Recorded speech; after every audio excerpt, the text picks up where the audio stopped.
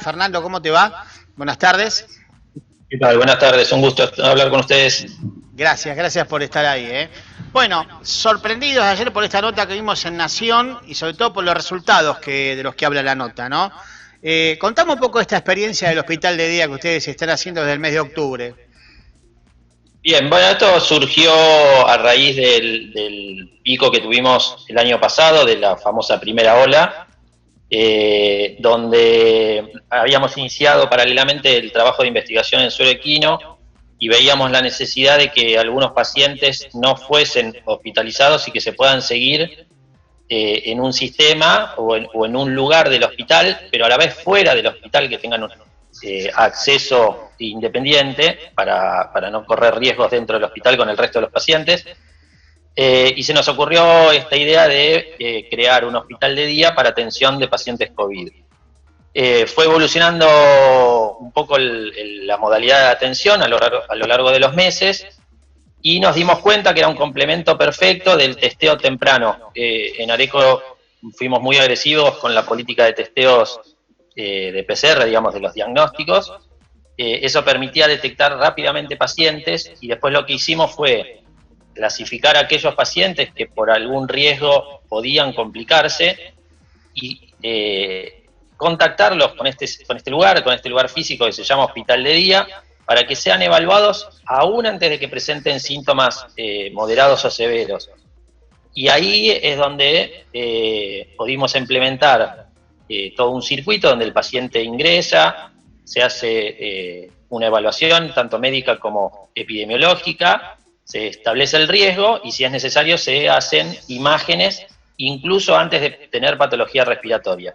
¿Qué fue lo que observamos con esto? Que muchos pacientes en el tercer, cuarto día de enfermedad ya tenían compromiso pulmonar y no tenían ningún síntoma. Entonces, en ese momento, el tratamiento oportuno de esta inflamación pulmonar mostró, esto lo podemos decir ahora, una reducción en la tasa de internación y probablemente sea también la consecuencia de la tasa de la mortalidad, que es bastante más baja que en el resto de otros lugares.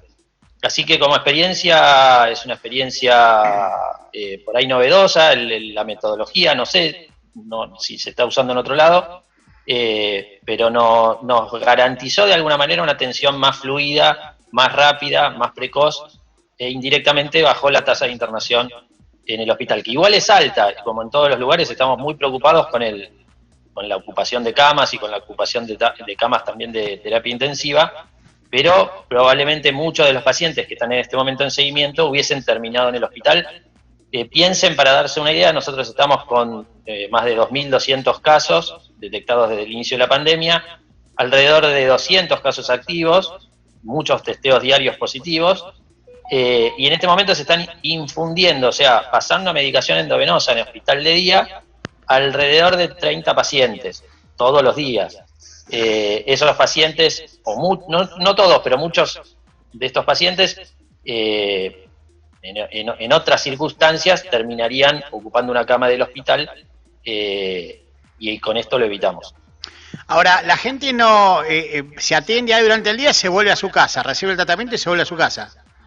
Exactamente, esa es otra ventaja, digamos, no solamente para el sistema de salud, sino fundamentalmente para el paciente, porque el paciente recibe un tratamiento, se evalúa la saturación, se evalúa con imágenes si es necesario, que es una tomografía de tórax, y si no requiere oxígeno vuelve a su casa, con lo que eso significa también de ventaja para el paciente, ¿no? No es lo mismo transcurrir esta enfermedad en tu domicilio con tus familiares si es que no tenés que estar aislado, que estar solo en una habitación totalmente aislado, donde no puede ir a visitarte nadie.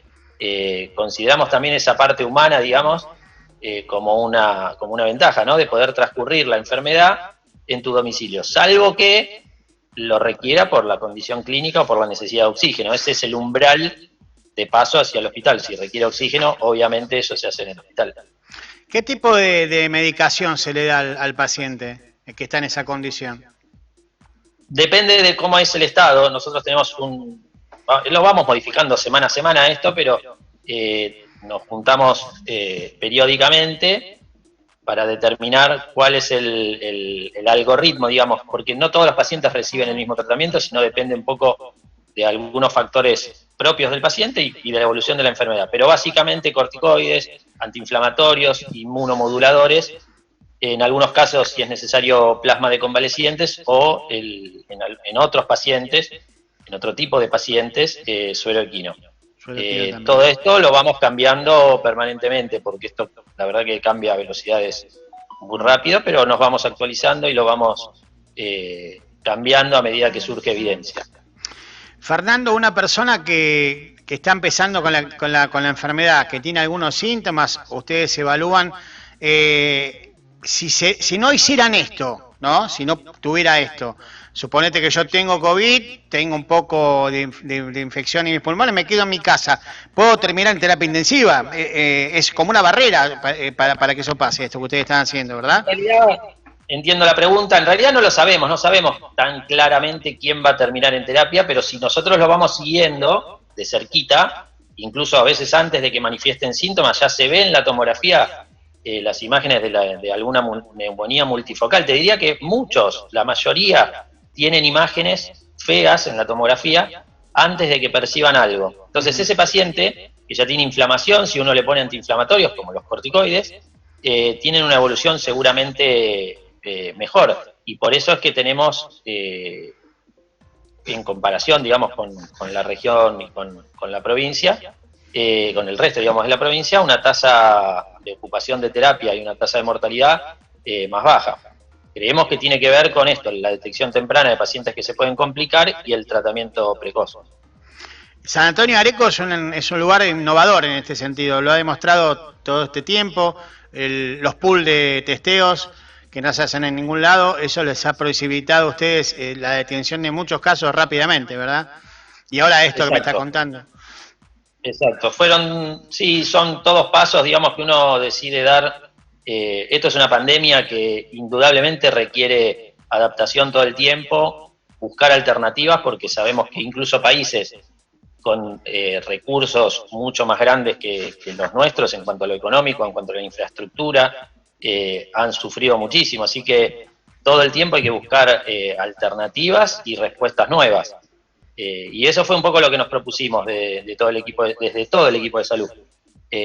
Innovar permanentemente, estar rodeados de personas y contactarnos con personas referentes a nivel nacional y a nivel incluso mundial. Hemos tenido todo el tiempo entrevistas a través de Zoom o a través de tecnología, digamos, con médicos que ya habían pasado por esto previamente, sobre todo de Europa, y nos contactábamos y hacíamos un ida y vuelta, digamos, de información, como si fuese un ateneo o una charla médica, para ver en qué situación estaban ellos y qué experiencia tenían. No nos olvidemos que Europa nos lleva la delantera en cuanto a casos, a un montón de estudios clínicos que se pusieron en marcha antes. Entonces toda esa experiencia también nos sirvió. ¿Cómo está la situación en Areco hoy, Fernando? Sabemos que estamos atravesando una segunda ola, hay un aumento de casos muy grande en toda la zona, pero ¿cómo le está yendo a San Antonio? Y te diría que igual que todos estamos preocupados porque el aumento de casos fue brutal, fue muy significativo, es una segunda ola con un aumento exponencial. Por supuesto eso saturó el hospital de día y saturó la ocupación, digamos, de camas. No llegábamos nunca al 100%, pero estuvimos muy cerquita. Y bueno, permanentemente al ver estos números también nos obligó a ampliar la capacidad de camas para garantizarle a cada vecino que tenga un lugar donde atenderse si es que lo necesita.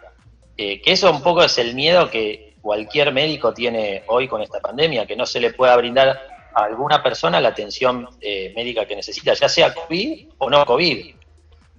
Porque si se acaban las camas,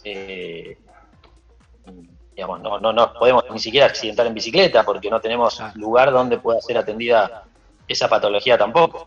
Entonces esa es un poco la preocupación que hay a nivel, diría, de toda la Argentina y toda Latinoamérica en este momento que está sufriendo esto. El problema que tenemos que, bueno, lo veíamos, creo que fue ayer o hoy, al intendente Rato pidiendo a la gente, ¿no?, que tome sus cuidados, que no se relaje, pero este es el problema que tenemos, me parece, ¿no?, que hay una parte de la población que no ha entendido la gravedad de esta problemática, ¿no?, y no toma las medidas de cuidado que tiene que tener.